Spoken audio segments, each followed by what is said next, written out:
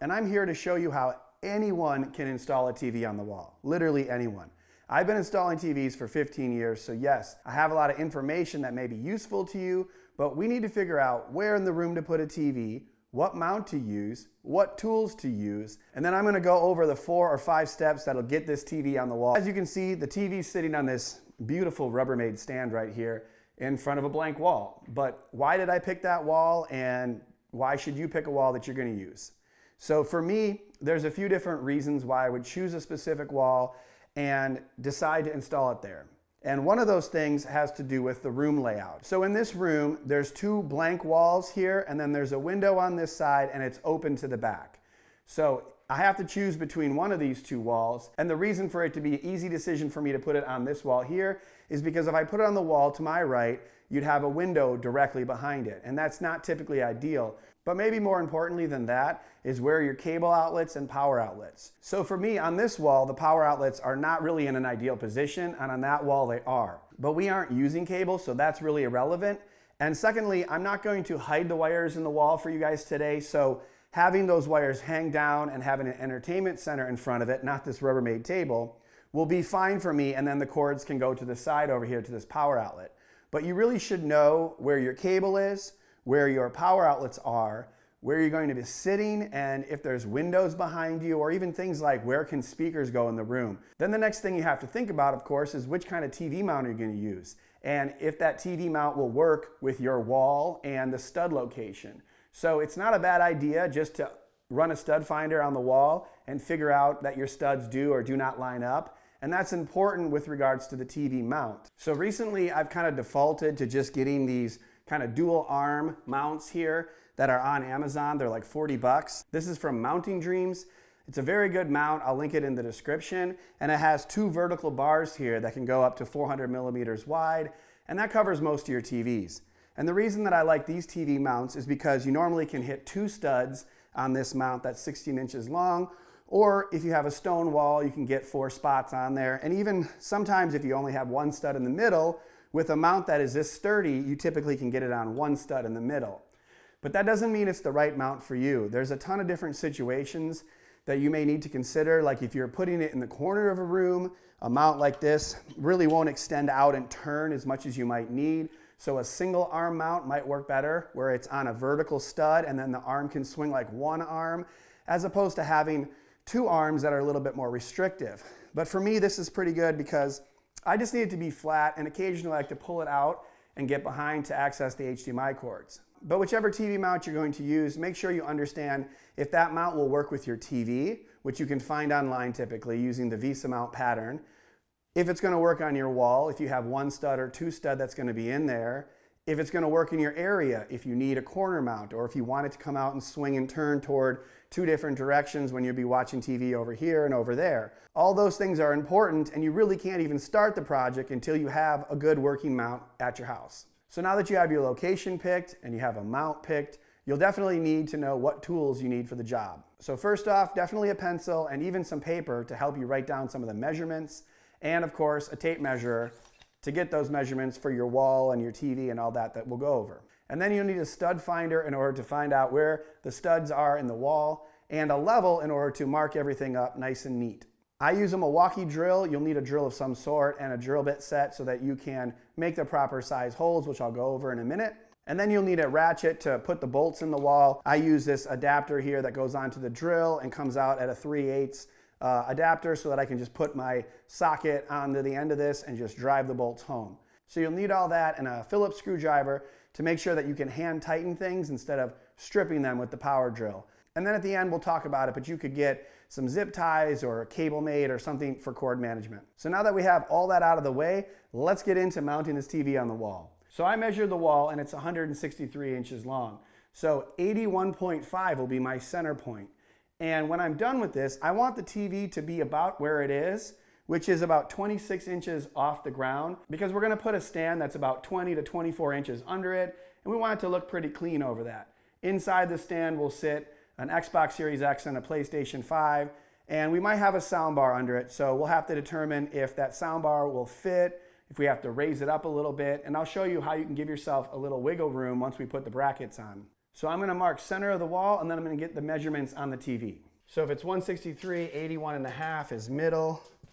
So we'll put a little marker right there, which is my center. That's probably a little high. It probably needs to be down here, but that's okay. It will be behind the TV. And just so we know, I'm gonna measure the TV is about 32.5 inches by about 57 inches. This is an LG OLED. So you have to measure your TV and understand the measurements of the TV and on the wall and where you want it. So now I'm gonna jump into step 2, which is turn the TV around and put the brackets on the actual TV.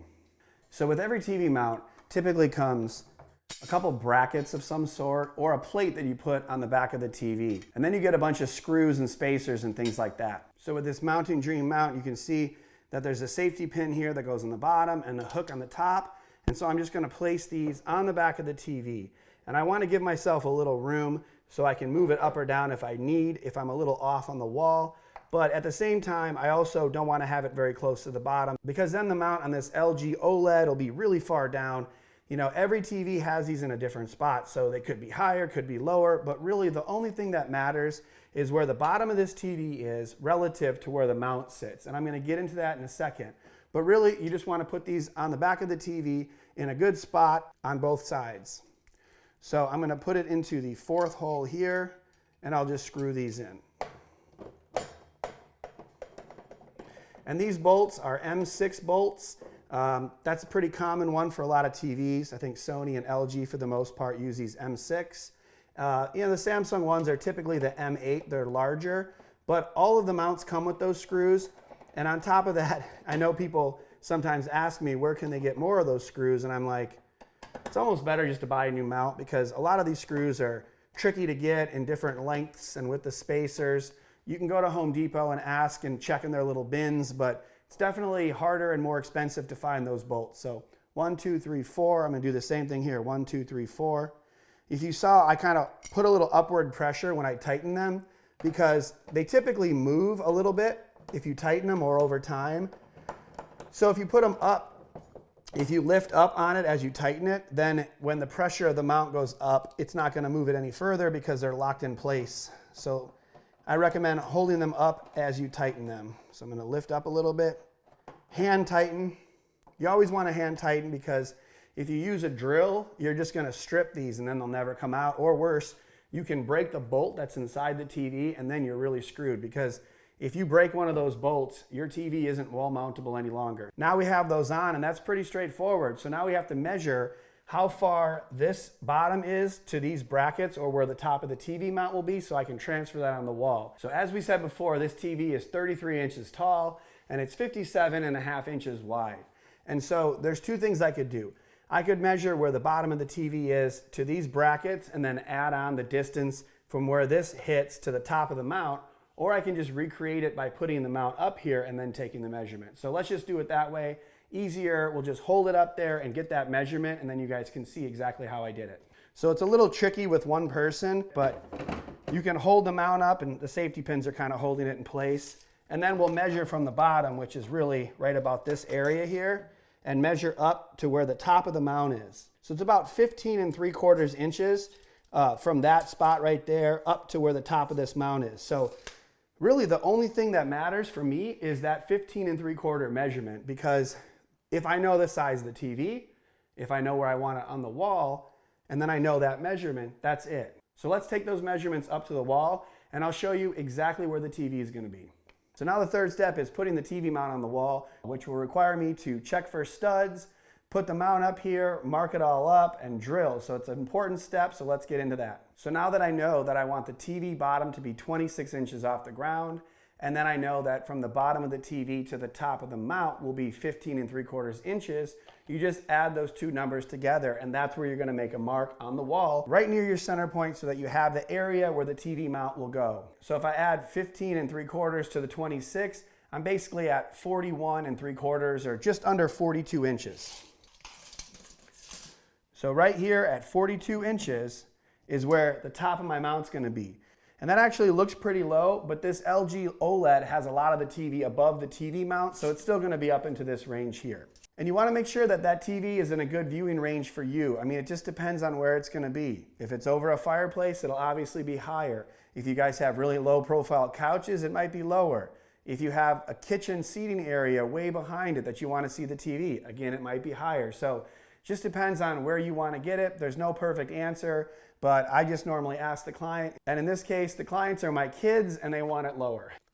So as I said, this center mark up there could have been lower, would have been more useful. And I intentionally didn't look to see where the studs are just because I'm fairly confident in most installations that there will be studs in the wall. A lot of people ask me, oh, I don't think there's studs in my wall. Are there studs in every wall? Yes, unless you have a stone wall, there are studs in the wall. I actually made a stud finding video. It was a long time ago, but more or less what I said is you can knock on the wall and find the dense areas to typically start you off, or use some of the markers like power outlets because there'll typically be a stud on one side or the other of a power outlet or a cable outlet.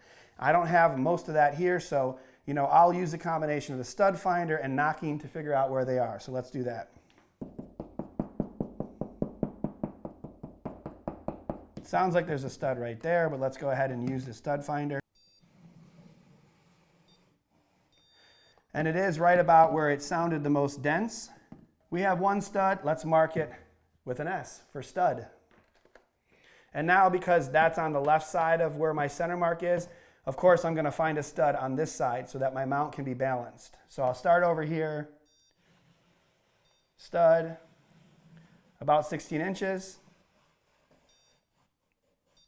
That red notated that there might be electrical there, but that's going to be outside the stud, so I'm not worried about that. And we'll mark that with an S2. As I can see, those are just about 16 inches apart, probably exact, so I have two studs. My center mark is a little bit to the left, so for my mount, that's not perfect. I could move my mount over and hit one stud in the middle. I think I'm just going to move it over to the right a little bit. My center will be right here, and then on the TV mount, I can slide the mount over because these LG TVs have a 300 millimeter pattern, not a 400, so it's not as wide as this. So I'll have a little wiggle room to push it back to the left. And for our purposes, it's not 100% necessary to have this dead center on the wall. I'd like it that way, but it's up to you guys what you need. I have a stud here, a stud here. Let's mark up the wall and then get the bracket up here. So for me, the quick and easy way to do this is just to mark the top of the mount by leveling this out here right at that line and make a line from stud to stud. There you go. And then I just make two vertical marks. I try to make them about as long as the mount, which I know is about 12 inches. So I'm going to go ahead and I'm going to make a mark on this side, and then I'll make a mark on this side here. Okay, so this is the area in which my mount will go. And the reason I made these marks is now I can put the mount up here and I can cross-reference this and I'll have an exact spot for my hole. So now I'll hold this up to the wall, and this, you might need a second person to do this. It's not really that easy. And sometimes I do, depending on how heavy the mount is. And you can also just make them close enough, and then you can use a level after the fact to level the holes up, which I'll probably just do that myself. So this has already got some plaster in it. So I'm going to make a hole there. I'm going to make a mark there, and then I'll take it off. And as you can see, they didn't hit the line perfectly. But what I can do is I can just use my level now and put them on the bottom of those two holes and just make the lines touch. And then I can go to the top of the holes and hit that. And now I have a cross-reference of where this hole needs to be exactly on that stud. Same with this side. And I do the top two first because once I have the top two bolts in, then the mount will just be sitting here and I can drill the bottom two holes in. Because if I try to make all four now and then I drill all four, sometimes the mount doesn't line up and it's crooked. So now let's go ahead and drill these two holes, and I'll show you even how to test just to make sure you're in the center of the stud, because that's important too. If you know that this is where your mount's going to sit and you want to check to make sure that the stud is there, you can use a really small drill bit here and you can actually just kind of give it a shot right in the middle. And I can feel that it's hitting wood there. And then if you want to test, you can test on each side. And see, that hole here did not hit, it went right through, but this side did. So then it can kind of give you an idea that the stud is a little bit more that way, and you can kind of check again to the left.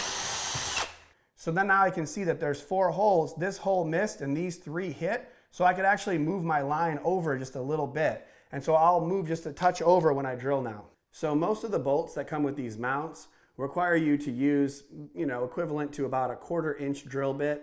You want to be able to take whatever bolt you're using and put it right up against, right on the back side of the bit, and then not be able to see the bolt. It should be the exact same size as the bolt, but not the threads. The 1/4 inch works good. And what I'll do is I'll drill it straight in, and I use this dustpan to catch the dust underneath. Kind of a real simple way to limit the mess. So I'm gonna go ahead and I'm gonna move a little bit to the left like I said, and I'm gonna go straight in.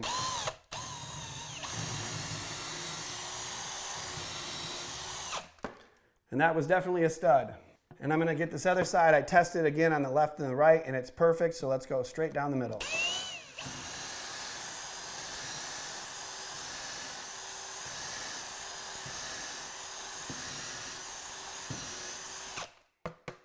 So that was a little bit harder because it was a knot in the wood. So, just kind of push in, pull out, push in, pull out. Eventually, the drill bit will chew into the wood, no problem. So now that I have those 2 holes done, really all I have to do is hang the mount.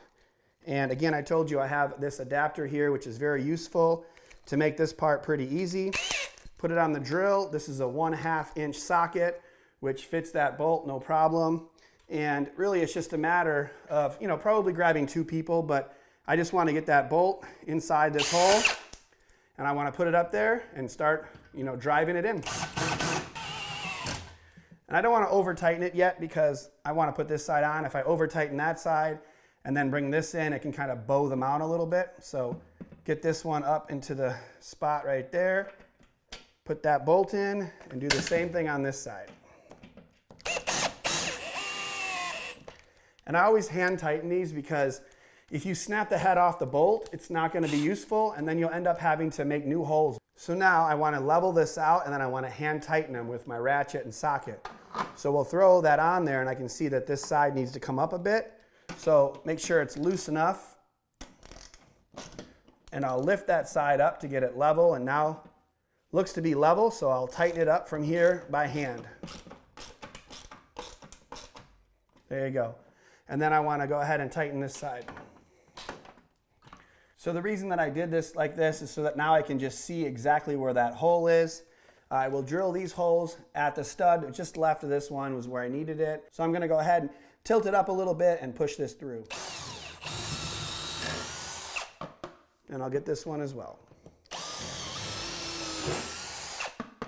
And now I'm back to the adapter, which I'll put on the drill. Put my ratchet and extender on there. The extender gives you a little more reach. And then I have a couple bolts here. We'll throw those in again, 90% or so, and then we'll hand tighten them the rest of the way.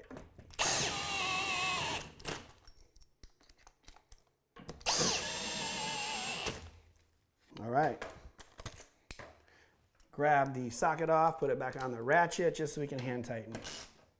That's good. So now the mount is up. It's level. This bracket needs to be level too. There's some leveling features here. And then we're going to put the TV on. So I normally give it a little test just to see how it's going. I'm putting over half my body weight on that. Not going anywhere. So I'm very confident in this. If you follow this and you feel confident, then we can move on. So now the next step is to call on my fabulous assistant and have her help me hang this TV. You definitely want to have 2 people. It's not worth trying to hulk it up yourself. I've done it a bunch of times. It's not easy. So I have liability insurance. You probably don't. So be careful with your TV. Okay, so I have my trusty assistant Jen here to help me. Brought the big guns in as usual. And all you have to do now is just make sure you take off the screws for your stand and then have 2 people lift it carefully onto the bracket. And so I'm going to do that. We'll put the TV on. I'll secure the safety pins in place, level it out, and then I'll show you some wire management and stuff like that. So let's get it. Get these. You got to hold that vertical. Thank you very much. I don't know why every time we do this, we wear like the same colors. Green and green, man. Was not planned. Well, actually, you were dressed, and then I changed into this, so maybe it was subliminal. I've been like this since 5 a.m. All right. Got all 4 screws, so it is good to go. Let me make sure I unplug it. That is key because sometimes you don't unplug it, and then you get reminded that it's still plugged into the wall. So we'll go ahead and lift it up. 1, 2, 3. And then you got the long walk, I guess. Sorry. All right, and in and down. You on? Yep. Beautiful. It looks low, but this is where we want it because we'll have that stand below and, you know, kids will be sitting in these gaming chairs. So thank you very much. So before I actually level it here, I'm going to put the safety pins in because that's very important that you have those safety mechanisms in so that the mount can't move. And then there's a little adjustability on the back of the mount that I can do if it needs to be leveled. So carefully pull it out because the tops are still hooked on. So now, as I said, we need to shift it over to the right as far as I can. It's still connected here. And now it'll be balanced because that was too far to the right before. Now it's shifted back to the left. And I can tighten these screws right here, which will give us some safety. Got that one.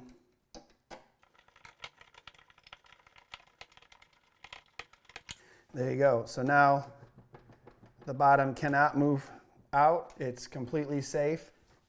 And we can plug it into the wall and push it back and check out our work.